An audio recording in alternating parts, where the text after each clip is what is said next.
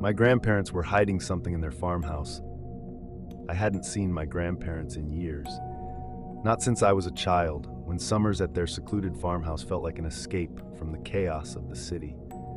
Now, standing on the gravel driveway with my car engine cooling behind me, the place looked smaller, more worn down by time. The house was exactly as I remembered it. Tall, slightly sagging, with weathered white paint peeling from the sides. It sat in the middle of nowhere, surrounded by endless fields and dense woods that seemed to stretch on forever. I had taken them up on their offer to visit for a few days. A break was what I needed, I told myself.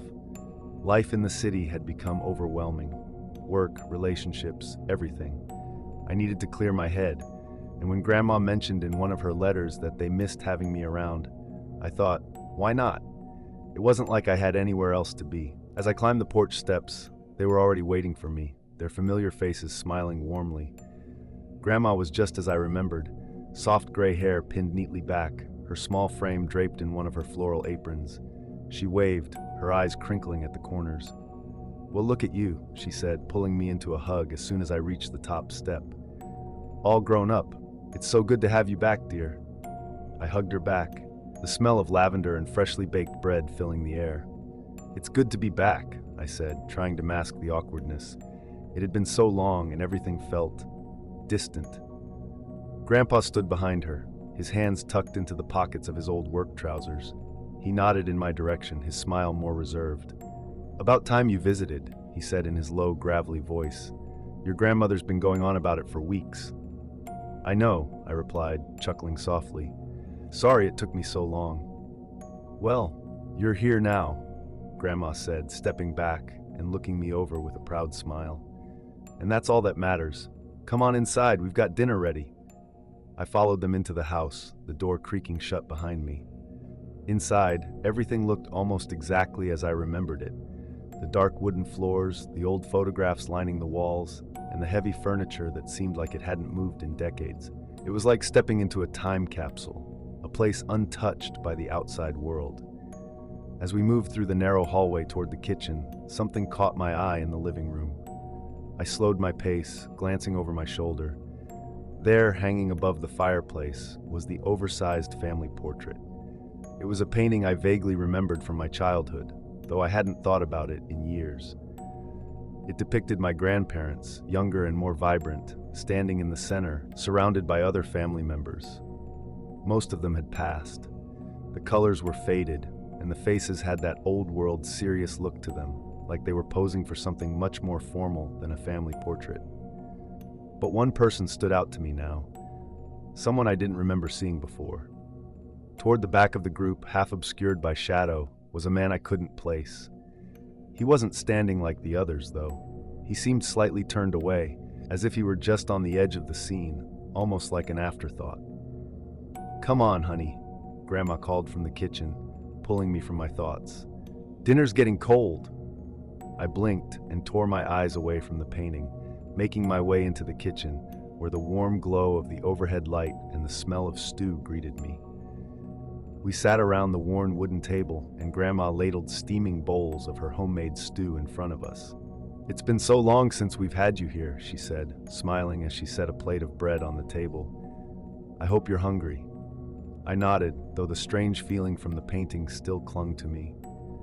"Yeah, I am. Thanks, Grandma. This smells great." We ate in relative silence, the familiar sounds of clinking spoons and soft conversation filling the room. They asked me how life had been in the city, how work was going, and I gave them the usual vague answers. I didn't want to get into the details of why I really needed a break, how the stress had gotten to me, how everything had started feeling overwhelming. It wasn't something I was ready to talk about. After dinner, I found myself wandering back into the living room. I didn't know why, but I felt drawn to the painting again, like I needed to look at it more closely. There was something unsettling about the way that man in the background was positioned, half hidden, his face barely visible in the dim light of the room. I stood there, staring at the portrait for longer than I meant to, trying to figure out if I had just forgotten about him or if something was different. His expression seemed almost blank, like the others, but there was something in his eyes that unnerved me. Everything okay, dear? I jumped slightly, turning to see Grandma standing in the doorway with a soft smile on her face. I hadn't heard her come up behind me. Yeah, I said quickly, forcing a smile. Just looking at the portrait, I don't remember it that well from when I was a kid. She stepped into the room, her eyes flicking to the painting. Oh, that old thing, she said with a soft chuckle. Who's the man in the back? I asked, pointing to the man. I don't think I recognize him. Grandma's smile faltered for the briefest of moments, but then she recovered, shaking her head lightly. Oh, just another relative. He's always been there. She looked at me again, her smile a little more forced. You probably just don't remember. I nodded, though something about her response didn't sit right with me. Yeah, maybe. Anyway, it's getting late. You should get some rest, she said, her voice gentle but firm. It's good to have you here again. I hesitated for a moment, glancing at the painting one last time before turning to follow her. As I made my way down the hall to the guest room, I couldn't shake the feeling that something was off about that portrait. The guest room was small, with an old wooden bed and a heavy quilt draped over it. The room was pristine, almost unnervingly so, as if no one had set foot in it for years. I felt like an intruder, like I didn't belong there. Still, exhaustion from the long drive took over, and I collapsed into bed, pulling the quilt up around me. The silence of the house was unsettling. I had forgotten how quiet it could be out here, so far from the city. No traffic, no sirens, no hum of life beyond the walls, just the soft creaking of the house and the distant rustle of the wind through the trees. Eventually, sleep pulled me under. The next morning, I awoke to the soft light filtering through the thin curtains of the guest room. The house was quiet, as it always was. I stretched and got out of bed, the old wooden floorboards creaking under my weight. The room was still as pristine as ever, the air slightly stale, as if it hadn't been opened up in years. I glanced around, my eyes lingering on the closed closet door. A small shiver crawled up my spine, but I shook it off. Breakfast was simple: toast, eggs, and coffee. Grandma was already up, bustling around the kitchen with her usual energy, while Grandpa sat quietly at the table, flipping through an old newspaper.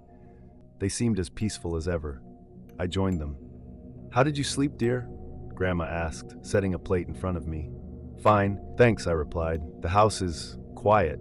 Grandma smiled. That's the charm of the country. You get used to it. We ate in relative silence. Grandpa glanced at me over the rim of his coffee mug, his expression unreadable. After breakfast, I wandered through the house, reacquainting myself with its layout, its old furniture, and the relics of a simpler time. I walked through the narrow hallway that led back into the living room, my steps slowing as I approached the large family portrait above the fireplace. The man in the back, he'd moved. I froze in place, my heart skipping a beat as I stared at the painting. I was sure of it. The unknown figure, the man I didn't recognize, had definitely shifted. He was no longer half obscured in the background. He had moved closer to the foreground, his shadowy face now clearer. His eyes, dark, almost black, seemed to stare directly at me. For a long moment, I couldn't move. I just stood there, staring back at him, trying to make sense of what I was seeing. Had I imagined it? I took a step closer, squinting at the portrait. The rest of the people, the ones I recognized as my grandparents and long-dead relatives, hadn't changed. Their solemn expressions were just as I remembered. But this man, this stranger, was different. His presence in the painting was more pronounced, his face more defined, and I couldn't shake the feeling that he was watching me. I backed away. I turned to leave the room, but my gaze kept flicking back to the portrait. Something about it was wrong, and the longer I looked, the more I felt the weight of the man's eyes following me. That night, I couldn't sleep. Every creak of the floorboards, every rustle of the wind outside sent a fresh wave of panic through me. The whispers had returned, soft and distant, coming from the closet again. They were louder now, more insistent, beckoning me closer. I lay there, staring at the closet door, too afraid to move. The whispers were muffled, garbled, like someone was speaking through layers of fabric. I squeezed my eyes shut, willing the sound to go away. But it didn't.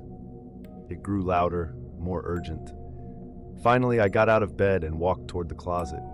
My hands trembled as I reached for the door, and then slowly I pulled the door open. The closet was empty. At least, it looked empty. But the air inside was cold, much colder than the rest of the room. I could feel it, like a faint breath against my skin. I reached inside, my fingers brushing against the old clothes hanging neatly in a row. But something wasn't right. The clothes, they were old-fashioned, worn but somehow still new. I pulled one of the shirts off the hanger, my pulse quickening as I inspected it. It was a man's shirt, plain but neatly pressed, the fabric stiff as though it had never been worn. And then it hit me. The clothes looked exactly like the ones worn by the man in the portrait. I dropped the shirt, stumbling back in horror. My hands shook as I slammed the closet door shut. The next morning, I confronted my grandparents again. "Who is he?" I demanded, my voice shaking. "The man in the portrait. I've seen him. He's here." They exchanged another glance, their faces unreadable, but this time there was something darker in their expressions, something they had been hiding. Grandma sighed softly, her eyes fixed on the table in front of her. "He's family," she said quietly. "He's always been here." "What do you mean?" I asked, my heart pounding in my chest. "Who is he?" "He's one of us," Grandpa said, his voice low and gravelly. "But he never really left." I stared at them, trying to make sense of their words. Their words echoed in my mind long after breakfast was over. He never really left. What did that mean? The idea that the man from the portrait was part of the family, always present in some way, sent a cold chill down my spine.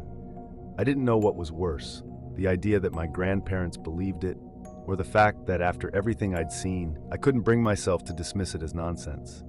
That night, I couldn't take it anymore. I confronted my grandparents at dinner. "Why do you set that extra place every night?" I asked, my voice tight with frustration.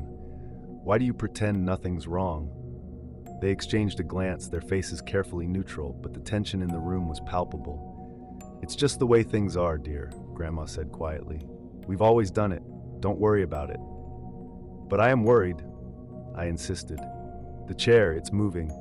I hear footsteps at night. There's something here, something you're not telling me." Grandpa finally looked up from his plate, his eyes dark and unreadable. "Some things are best left alone," he said in a low, gravelly voice. "You don't need to understand everything." I opened my mouth to argue, but the words died in my throat. The look in his eyes was enough to silence me. There was a warning there, a quiet threat that told me I was getting too close to something I wasn't meant to know.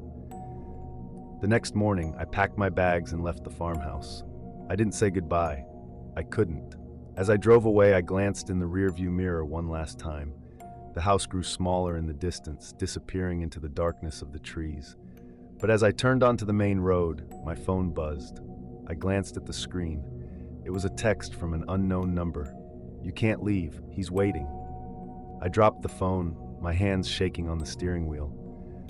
The man in the portrait wasn't just a distant relative. He was something else, something tied to the house, to the family. And now, he was trying to claim me. I didn't look back. I couldn't. But as I drove further away, I couldn't shake the feeling that I was being watched, that he was still there, waiting. And I knew, deep down, that I would have to go back.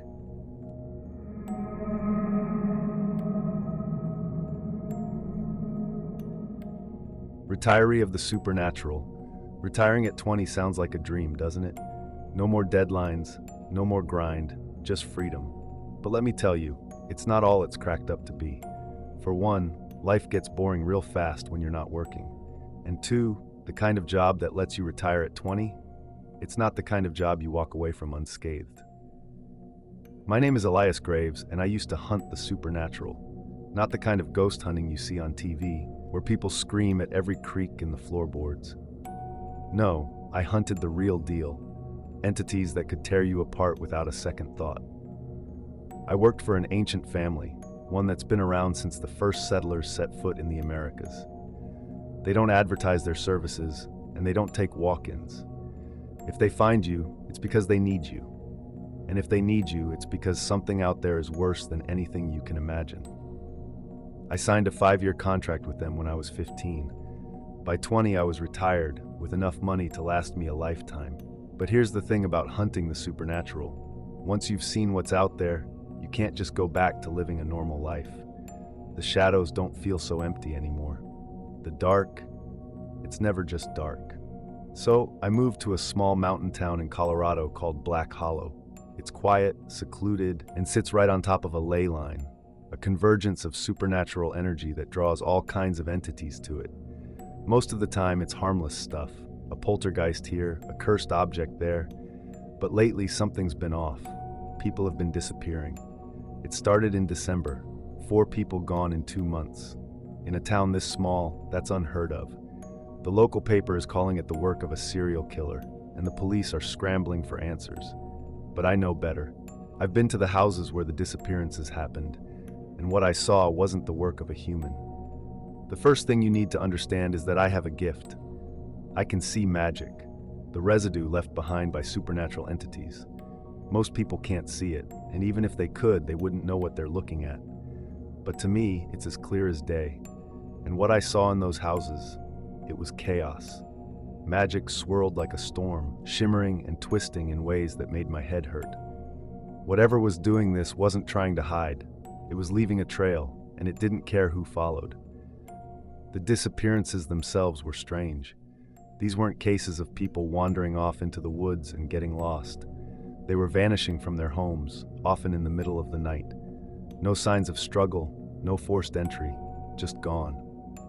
I've been keeping an eye on things, waiting for the entity to make its next move. Hunting the supernatural isn't glamorous. It's a lot of waiting, a lot of late nights, and a lot of bad coffee. But when it finally struck again, I was ready. It was 2 a.m. when my scanner crackled to life. I'd tapped into the police frequency weeks ago, just in case. "Sheriff, you awake? It's an emergency." I recognized the voice, Deputy Stacy. She sounded panicked. "Yeah, I'm here," came the groggy reply from Sheriff Daniels. "What's going on?" "Mrs. Bannister just called. Her husband's missing. She's demanding an immediate response." I was already out the door before the sheriff could respond. The Bannisters live on the edge of town, and while Mr. Bannister has a habit of wandering off due to his dementia, something about this felt different. When I got to their house, the air was thick with magic. It clung to everything, like a fog you could almost touch. I didn't need to go inside to know what had happened. The trail led away from the house into the woods. I grabbed my kit from the trunk of my car and followed it. The forest was eerily quiet, the kind of quiet that makes your skin crawl. The magic was easy to follow. It glowed faintly in the darkness, like a path of bioluminescent algae. I moved quickly, my heart pounding in my chest. It had been a while since I'd been on a hunt, and the adrenaline was intoxicating. But I got careless. As I stepped into a clearing, I heard a loud crack above me. I barely had time to dive out of the way before a boulder crashed to the ground where I'd been standing. Before I could catch my breath, I felt something tighten around my ankle. A snare. It yanked me off my feet, slamming my head into a tree. The world went black. When I came to, I was hanging upside down, my head throbbing. The clearing was dark, the magic almost completely faded. I could hear something rustling through my kit, the sound of metal clinking together. "Quite the collection you've got here, Hunter," a voice said. It was high-pitched, almost playful, but there was an edge to it that made my blood run cold. I twisted, trying to see who or what was speaking. My vision swam, but I could make out a small figure crouched in the snow. It was no more than 3 feet tall, with a wiry frame and eyes that glowed faintly in the dark. A gnome. "When I get down from here," I growled, "you're gonna regret this." The gnome let out a shrill laugh. "Ch, human. You're not going anywhere. And when my master finds out I've caught a hunter, oh, he's gonna be thrilled." I froze. A gnome working for something else? That wasn't good. Gnomes are tricky, but they're usually solitary. If this one had a master, it meant we were dealing with something much bigger. Before I could respond, the gnome waved a hand, and a burst of white light shot up from the snow. Magic wrapped around me like a cocoon, pinning me to the ground as the snare released. I hit the snow hard, the wind knocked out of me. The gnome skipped over to Mr. Bannister, who was sitting motionless in the snow. With a touch to the old man's forehead, the gnome roused him from his trance. Mr. Bannister stood, his eyes blank, and followed the gnome like a puppet on strings. "Don't have too much fun while I'm gone," the gnome called over its shoulder. "The real party starts when I get back."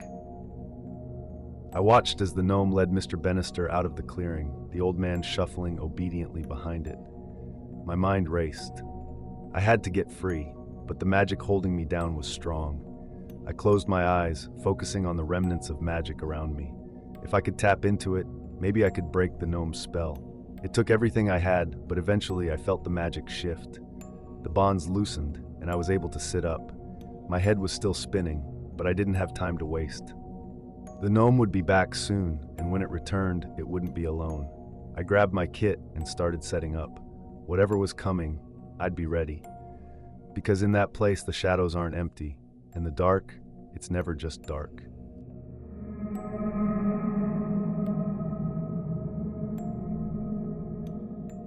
I was clinically dead for 10 minutes, and you won't believe what heaven looks like. I woke on my back, spine pressed into a surface that mimicked grass, pliant yet unyielding, like memory foam carved into blades. Above me stretched a sky that defied language. Clouds hung frozen, their edges unnaturally crisp, as if cut from bleached felt and glued to an abyss. The void behind them was not mere darkness, but erasure, a vacuum that gnawed at the edges of perception, like staring into the static between radio stations. Only the clouds tethered me to reality, their faint bioluminescent glow suggesting some alien photosynthesis, pulsing in slow, arrhythmic waves. The field stretched infinitely in all directions, a fractal nightmare of uniformity. Each blade of grass was identical, chartreuse at the base, fading to citrine at the tip, precisely 3 millimeters wide. No soil nestled between them. They sprouted from a seamless mat of dull silver, like astroturf woven by machines. When I pressed my palm down, the stems didn't bend. They resisted like plastic bristles, yet emitted a faint organic musk, sweet and cloying, like rotting lilies. The air hung thick, devoid of humidity or temperature, as though the atmosphere itself had been vacuum sealed. Time dissolved. Seconds bled into hours. My hand drifted to my chest. No rise, no fall. I clawed at my throat, fingertips sinking into gelatinous flesh that re-knit instantly. Panic flared briefly in my mind, but dissipated just as quickly. My body remained inert, a marionette with severed strings. When I raised my arm, the non-light of this place seeped through my skin, revealing a lattice of veins like cracked porcelain. My flesh was vellum-soaked in glycerin. The grass beneath was visible as smudged impressions, a magic eye painting gone wrong. I waved a hand. No shadow followed, no proof I existed at all. A scream tore through my skull, silent and airless, a vacuum-sealed eruption that left no echo in this sterile void. My jaw unhinged grotesquely, tendons straining against their limits, yet no vibration troubled the stagnant air. Fear metastasized in my gut, a tumor with teeth, but my face stayed slack, a wax museum replica of terror. Movement flickered at the edge of my dead aquarium vision. 3 figures sat on the grass in the distance, their nudity neither provocative nor obscene, as if gender and modesty had been scrubbed from them entirely. Their skin mirrored mine, semi-opaque with a faint opalescent sheen, like soap bubbles moments before bursting. The oldest, or perhaps merely the most eroded, rose first, his feet levitating a micron above the grass. Each step left no imprint or whisper of friction. He seemed to traverse a hologram rather than solid ground. Up close, his face resembled a Botticelli angel. Flawless symmetry marred only by eyes without lids or lashes, and lips that moved a half-second out of sync with his words. "Don't worry." The voice emanated from everywhere, the grass beneath me, the air around me, the inside of my molars. It resonated like a bow dragged across cello strings, vibrating deep in my marrow. "Everyone feels this way at first." He gestured toward the others. The woman hugged her knees tightly to her chest. Her hair was frozen mid-sway, a cascade of liquid mercury caught in time. The teenage girl plucked at grass blades with fingers that passed through them like mist. Her face was a mask of automated boredom. Their bodies flickered faintly as if buffering, edges pixelating like corrupted JPEGs struggling to render fully. "Come," the old man intoned softly but firmly. "Sit with us. We'll answer what we can." Terror should have petrified me, but without cortisol or catecholamines coursing through me here in this place where biology had no dominion, fear became nothing more than an abstract concept, theoretical and distant. I floated forward instead, legs moving with marionette autonomy, and sank cross-legged beside him when commanded to do so. The grass beneath us remained preternaturally stiff, jabbing needle-tip precision into my thighs, yet leaving no marks behind. You must have many questions. His voice rumbled through the ground beneath us, a sub-bass growl that vibrated up through my bones until it reached my teeth. Their eyes pinned me, pupils dilated into black holes surrounded by faintly bioluminescent irises that pulsed faintly like dying embers in milk glass sockets. Where am I? My voice startled even me when it emerged hollowly, reverberating oddly, as though spoken through an ancient tin can telephone stretched taut between dimensions. You're in Anemone, he replied evenly, while his lips stretched into something resembling a smile, but not quite human enough for comfort. It didn't crease his marble-smooth face naturally either way. The name slithered off his tongue like syrup-thick vowels from some archaic dead language, resurrected momentarily just long enough for its meaning alone to haunt its listener afterward indefinitely. I blinked. So I'm not in heaven? Not yet. His gesture swept toward the horizon, where the grass fused seamlessly with the anti-sky. Anemone is a purgatory of patience, a sieve. The others tilted their heads in unison, their necks creaking faintly like unoiled hinges. We are the residue, the unworthy sediment. Waiting to get into heaven? Yes. His finger traced the air, painting invisible sigils that dissolved as quickly as they formed. 63 years for me, 58 for her. The woman's nod was robotic, her hair frozen mid-sway like a suspended waterfall. 19 for the child. The girl mimed plucking grass, her fingers phasing through blades as static as plastic ferns. Time here is not time. Why aren't we in heaven? He leaned closer, his pupils glowing faintly, twin embers in milk glass eyes. The soul must molt, shed its husk, regret, greed, the rot of living, until it's weightless, pure. His gaze dropped to my chest, but yours already burns. He tapped my sternum with a sound like a dull thud, wet clay struck by a fist. Look. I glanced down. A glow pulsed beneath my wax paper skin, not the sickly, guttering flicker of the others, but a relentless white radiance, as if I'd swallowed a neutron star. The old man recoiled slightly, his own chest dimming like a bulb on a dying circuit. You won't linger here, he whispered, his voice tinged with venomous envy. I squinted eastward, where the void blurred into a silver smudge on the horizon. How do I leave? The angel descends for the ready. The others stiffened at his words, their translucent faces contorting, mouths twitching, eyes narrowing, as if struck by invisible blows. You'll see the gate, the rest of us. His voice frayed and unraveled into silence.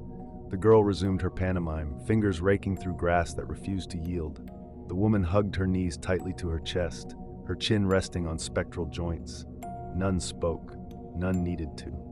I followed the old man's gaze eastward again, straining to see what he saw, or perhaps what he only hoped to see. But the void stared back at me with indifference. A shudder passed through the group, like an electric current, rippling through their forms. The woman's hum sharpened into a whine. The girl's fingers froze mid-pluck. I pressed forward with the question clawing up my throat. If heaven's real, is hell? The old man laughed, a dry rasp like beetles scuttling over dead leaves. Hell is a fairy tale, a scarecrow. He spread his arms wide, encompassing the frozen field around us, the waiting, the nothing. Souls linger here until the angel comes to get them. I don't think there's a hell, it's only this for us. The others blurred at their edges, their forms pixelating like corrupted film frames struggling to hold shape. The girl hissed softly, her voice frayed and brittle. He's been here longest, he thinks he knows, he doesn't. The old man ignored her entirely. His gaze latched onto the horizon in ravenous and unblinking. You'll learn the truths in heaven, he said softly but firmly. Ask God about hell, about us, about why your first breath mattered. A pause stretched taut between us before he added, then come back and tell us, if you can. Silence smothered the group like an oppressive fog. The woman resumed rocking in place, her hum now tuneless and arrhythmic, a sound that gnawed at my nerves without rhythm or melody. Above us, the void deepened further still, the clouds glowing whiter now, or was it my chest light bleeding into this faux sky? I opened my mouth. Enough. The old man raised a single finger sharply to silence me before I could speak further. Save your breath, he said flatly but not unkindly. You'll need it, there. Time thickened around us like syrup poured over glass. We sat together in silence, an excruciating stillness akin to holding one's breath indefinitely, as though someone had pressed pause on existence itself. The old man's quartz-like eyes drilled into the eastern void with unwavering focus, while my questions curdled inside me, unspoken yet unbearably heavy, their weight crushing against my ghostly ribs. Then, a tremor fissured the air. Not a sound, but a frequency, a subsonic drone that vibrated the marrow of my translucent bones. The grass remained petrified, unyielding, but we shuddered, our forms rippling like oil on water. Above the eastern horizon, the void tore open with a soundless scream, its edges bleeding molten gold. From the rift poured light so pure it seared my ghostly eyes, etching after images of prismatic static onto my vision. And then the thing emerged. It unfolded like an ancient star exhaling its first breath, a colossal orb armored in segmented plates of bone white and gilt, each joint humming with celestial harmonics that resonated in my chest like the tolling of cathedral bells. Wings wider than cityscapes arched from its flanks, but these were no feathered limbs. They writhed with thousands of eyes, human pupils dilated in terror, goat-slitted irises glowing sulfur yellow, compound insect lenses fracturing light into rainbows. Each eye blinked in discordant rhythm, their depths swirling with dying galaxies, newborn nebula, and the cold fire of quasars being born. The group jerked upright as one, their limbs snapping taut as if yanked by invisible strings. The old man wheeled toward me, his lips contorting soundlessly, his face a mask of raw hunger and venom. The angel's wings beat once, a thunderclap that compressed the air into a diamond-hard wall, but not a single blade of grass quivered beneath us.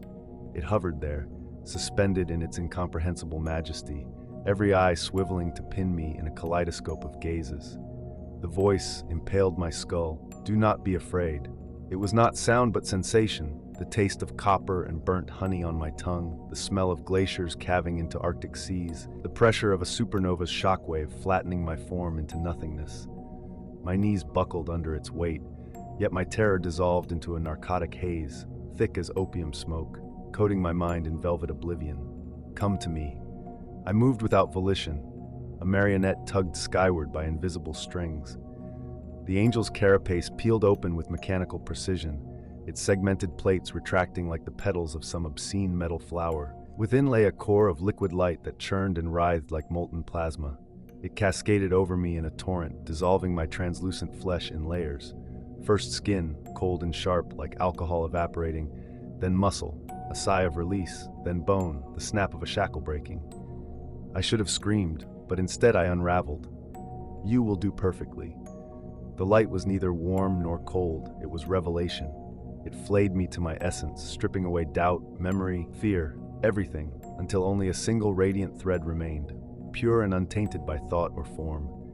My disintegration was not agony, but surrender, the relief of a marathoner collapsing at the finish line, lungs heaving, soul singing. I ascended. The eyes on the wings tracked my rise with unblinking precision, galaxies spinning in their depths like cosmic clocks ticking down to some unknowable end. Below me, the figures dwindled, the old man's mouth twisted into a silent curse. The girl's half-raised hand trembled as though fighting an invisible leash that bound her to this place. Then the rift sealed itself with a wet, organic snick, and Anemone winked out of existence. The light swelled, a supernova in reverse, its brilliance contracting inward until it dimmed to a dying ember. Darkness. Not the hungry void I had seen before, but something softer, a velvety oblivion dense with possibility. Somewhere in its depths, a faint hum resonated, the echo of a heartbeat, or perhaps the birth cry of a star. Consciousness seeped back like ink spreading through oil.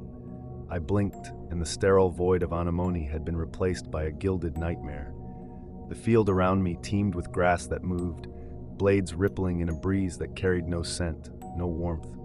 Beyond stretched a city that defied physics, spires of molten gold twisted into fractal patterns, bridges of translucent crystal arcing between towers like frozen lightning.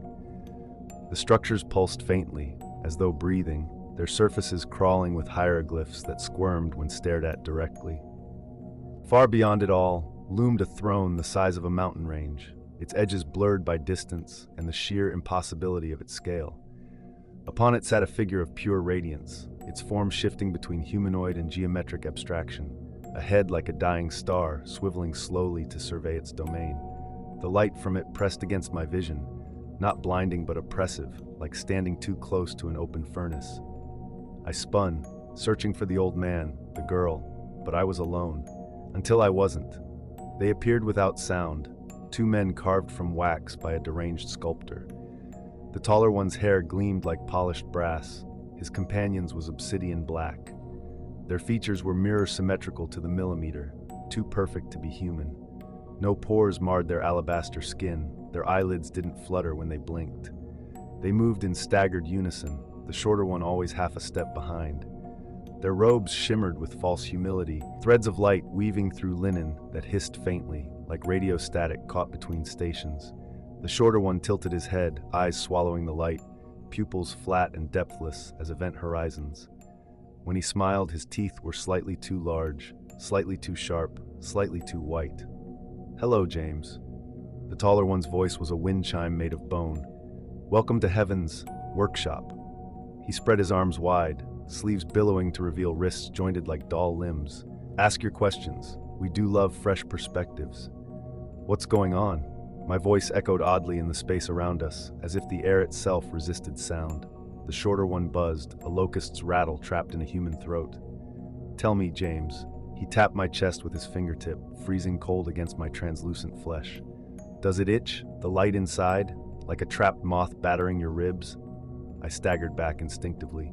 "What is it? Why does it feel alive?" "Because it hungers." The taller one began circling me like a predator stalking prey. "Most souls are clotted with prayer, diluted by millennia of groveling to imaginary gods. But you," his breath smelled of burnt wiring and ozone, "you starved yours. Let it grow feral, untamed, a perfect battery." "Battery? For what?"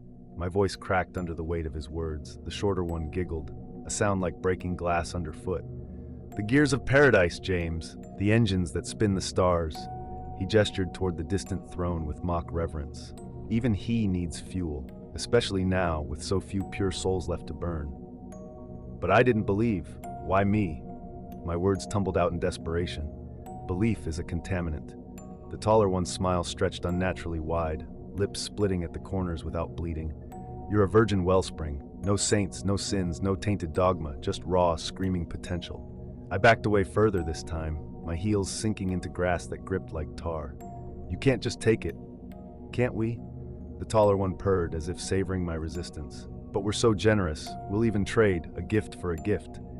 His pupils dilated until they swallowed his irises whole. "What does your mortal heart crave, James? Wealth? Power? Wings to flutter about like some songbird?" The question curdled in the air between us. "Do I have a choice?" My voice was barely above a whisper now. The shorter one leaned in close enough for me to feel his breath, a dry rasp against my skin. "Choice is a fairy tale," he hissed through teeth too sharp for his mouth. His tongue flickered briefly, forked and serpentine before retreating behind his grin. "But we'll pretend you do. Play along, it's more fun." My mind scrabbled for leverage as panic clawed at me from within. The throne's light pulsed in my peripheral vision, a migraine wrapped in majesty, and I blurted out the first thing I could think of. "I want to fly!" "To be an angel." They froze. Then the shorter one howled, laughter shredding through the air in dissonant harmonics that made my ears ache. "Fly? You think feathers and harps? Oh, James." He clutched his sides as if he might split open from amusement. His ribs creaked audibly under the strain. "You'll fly all right, straight into the furnace." The taller one raised a hand sharply, silencing him with an almost imperceptible gesture. His expression softened into something resembling pity, or perhaps mockery disguised as mercy. "If flight is your desire." His fingers snapped once. The air tore open. A portal bloomed before us, a gyre of cobalt and magnesium white light whose edges gnawed at reality itself like acid eating through fabric. The shorter one seized my arm with talons disguised as fingers. His grip burned cold against my spectral flesh. "Come, fledgling," he hissed gleefully. "Let's clip your wings." I resisted instinctively, but the light inside my chest betrayed me. It tugged toward them as if magnetized by their presence or their willpower alone. My body lurched forward without consent. They stepped through first, their forms unraveling into shadow puppet silhouettes as they disappeared into the portal's swirling depths. It hummed ominously, a dentist's drill amplified through infinite black holes, and then it was my turn. I followed. The air turned gelid, thick with the sterile stench of formaldehyde and ozone. The room's whiteness wasn't just light. It was absence, leaching color from my vision until the world blurred into a nauseating void. Then I saw them, 1,000 eyes bulging from every surface like tumors.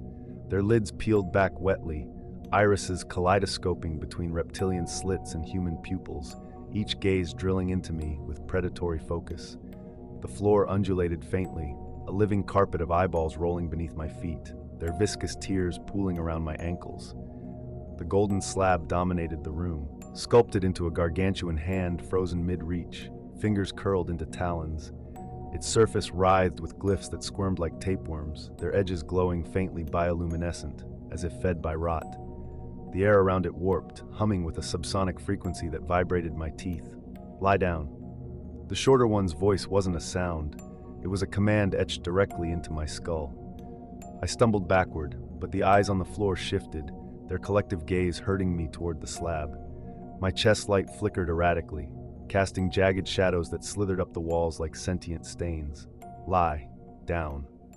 His words splintered into echoes, each syllable sharper than the last. Light ropes lashed out, serpentine tendrils of liquid nitrogen, hissing and steaming as they coiled around my limbs. Their touch burned with a cold so absolute it felt like fire, searing through my spectral flesh into the core of whatever passed for my soul. I screamed, but the sound fractured into static, swallowed by the room's insatiable whiteness. The slab throbbed beneath me, its vibrations syncing with my unraveling pulse.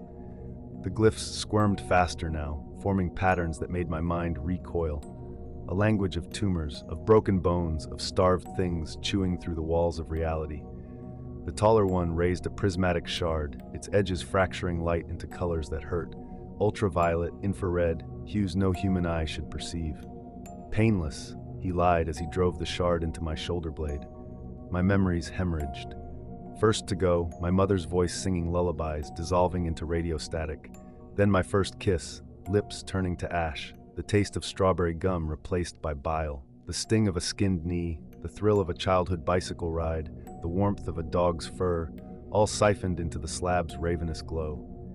Voices, mine, theirs, others, gibbered in a guttural tongue. The wing was a living blasphemy, feathers of rusted iron, membranes veined with pulsating maggots, talons dripping viscous black fluid. The taller one rammed it into my shoulder blade. It writhed, burrowing into me with a sound like teeth grinding on bone. My back arched as the wing fused to my spine, tendrils of rot spreading through my veins like ink in water. A flicker beyond the void. A hospital ceiling, a defibrillator's crack. Clear, my corpse jolted on the gurney. A nurse's glove gripped my face. James, stay with me. Back in the white hell, the shorter one sawed into my other shoulder blade, his serrated blade screeching against spectral bone. Hurry, he spat as the taller one slammed the second wing into me. This one chitinous and iridescent, its edges sharp enough to split atoms. My chest light dimmed further now, its radiance siphoned into the slab like blood draining from an open wound. Another flicker, a needle's bite, cold fluid flooding my veins. V-fib converting, don't stop compressions. The shorter one flipped me onto my stomach, pinning me as the wings twitched to life, their grotesque sinews knotting themselves into muscle and bone. He plunged a scalpel deep into my sternum. Light, my light, gushed out in torrents, pooling on the slab before evaporating into hungry glyphs. Take it, he howled, claws raking at my chest. The taller one's hands melted through my ribs like liquid mercury, grasping for the core of my soul light. It's rooted! He's fighting us! The shorter one's face unraveled, jaw unhinging, teeth splintering into glass shards, tongue elongating into a proboscis that stabbed toward my eye. You'll crawl back, he hissed through his disintegrating grin. We'll carve you out of that meat sack. We'll... Steady now. Relentless. Pulse stabilizing. James, squeeze my hand. The white room shattered. Eyes burst like overripe fruit. Wings crumbled to carcinogenic dust. The men's screams faded, not into silence, but into something more human, the wail of a heart monitor. Darkness. Then weight. Heat. A throat raw from screaming. Fingers gripping mine tightly now, a tether pulling me back from oblivion. Welcome back, James. A face swam into focus. A man in blue scrubs, his features softened by the halo of fluorescent lights above. His stethoscope gleamed cold against his chest, and his breath smelled of spearmint gum and exhaustion. Behind him, monitors chirped arrhythmically, their screens casting jagged green shadows over the walls.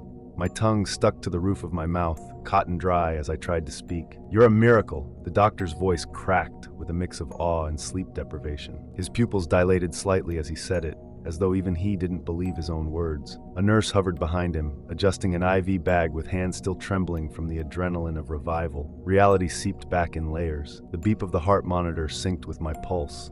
Alive, alive, alive. The starch-stiff sheets chafed my arms. The scent of antiseptic burned my nostrils. I clawed at the neck of my gown, gasping, expecting wings to burst from my back or golden ropes to snake around my wrists. But there was only the drip of the IV, the flicker of a muted TV in the corner, and the distant wail of a code blue over the hospital PA. Weeks dissolved into a haze of needle sticks and midnight panic attacks. ICU nights blurred into rehab mornings. My legs trembled like a fawn's as I relearned stairs that now seemed to warp like anemone's horizon.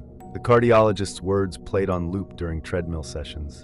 Ventricular fibrillation, chaotic electrical impulses. He traced my EKG with a manicured nail, oblivious to how its glyph-like squiggles made me vomit into biohazard bins. No blood flow for 10 minutes. Miraculous you're here. I nodded absently, fingering the new scar on my sternum, a raised star-shaped keloid no surgeon could explain. I never spoke of the eyes, the throne, the thing that called itself an angel. They'd lock you up, whispered shadows pooling beneath fluorescent lights during sleepless nights.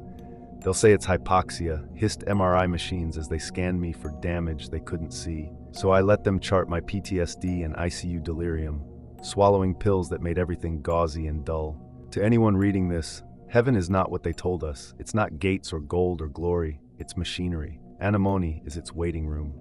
If you see the throne, if you see wings, if men with oil-slick eyes whisper your name, run, fight. Let your soul burn out before they can siphon it dry. Better to fade into purgatory's static than fuel their gilded eternity. I know how it sounds. I know what you'll say.